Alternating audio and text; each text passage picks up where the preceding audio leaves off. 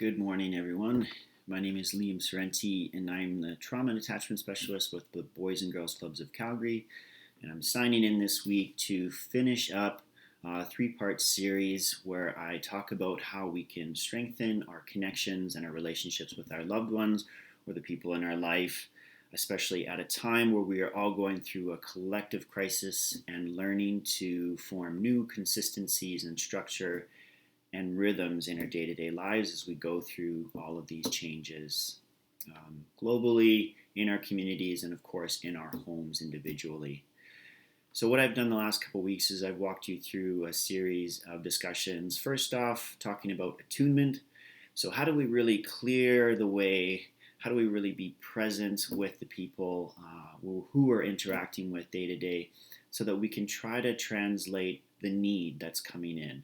So all things that we do, the way we interact with each other, our behaviors, our actions, it's all communicative. It's all how we try to say, this is what I need right now. But we often don't say it in very helpful ways. And so that can be with our loved ones who we've spent years and years with. That can be with our children, people that we're attending to and providing care for in our day. And so attuning is really that ability for us as the person, as the caregiver, to say like, all right, I'm going to be present with you for this moment to try to translate what it is you're saying verbally or non-verbally to me. And once we think we have that in, we move to the next process of attending. It's like, okay, I think I know what the need is. I've gotten that. They're upset. Maybe they need some consoling. They need some physical touch, or maybe they need some physical distance. And so that's attending. I'm going to attend to that need.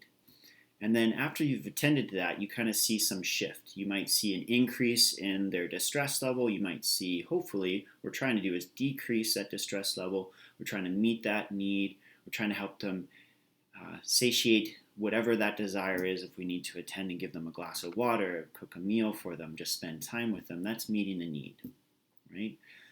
And so once we've attuned, we've tried to translate what they're saying, we've attended to it, this is where we can start to align with the people in our lives. So alignment is that coming together, right? When you can align with somebody, align with the people in your community, in your household, whether that's you and your partner, you and your children and your partner, aligning is where we actually get to build those rhythms together, right? Because when you are attending to needs and you're attuning to the space that you're in, you actually get to figure out, how do we come together? How do we be more cohesive? How do we function as a unit where we can build that trust and there's that sense of felt safety, where I can bring something to you, someone can bring something to me, and we can have that dialogue, we can have that discussion, because there's that decrease of fear, right? There's that sense of my needs are going to be met in this place with this person, and so I can breathe, I can relax, and then we can come together, we can align and build those rhythms together. We can create an understanding of what works. Because as you've gone through these days and weeks together, spending more time in your household, maybe isolated from a lot of your community, and the professionals that have done a lot of this day-to-day routine for you and your children and the people that you live with, right? We have tried to learn how to adjust day to day. And so aligning is really helpful in trying to figure out, okay, how do I share the power in this decision to build these routines? Well, if you're building that attunement and attending to needs and people are coming together and aligning, you get to do that in that cohesive and collaborative way. And so you don't have to put as much stress on yourself as the caregiver to do everything, because a lot of what you're doing might actually be going against the needs of the people that you're trying to help and support.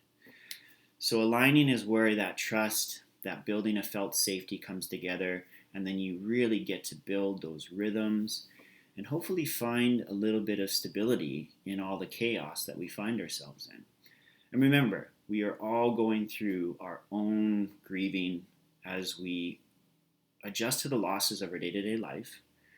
We are all trying to figure out how to adjust in this collective crisis that we are finding ourselves in and how it impacts us on individual and community and society levels. And so you're not alone in this, but I do know that we all feel this differently. And Me, at Boys and Girls Club, I try to do work day to day and adjust what I have to do to support the people I need.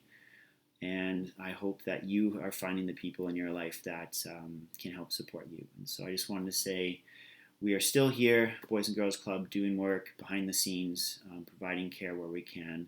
And I hope that you are all having a fabulous day. And I will see you again next time.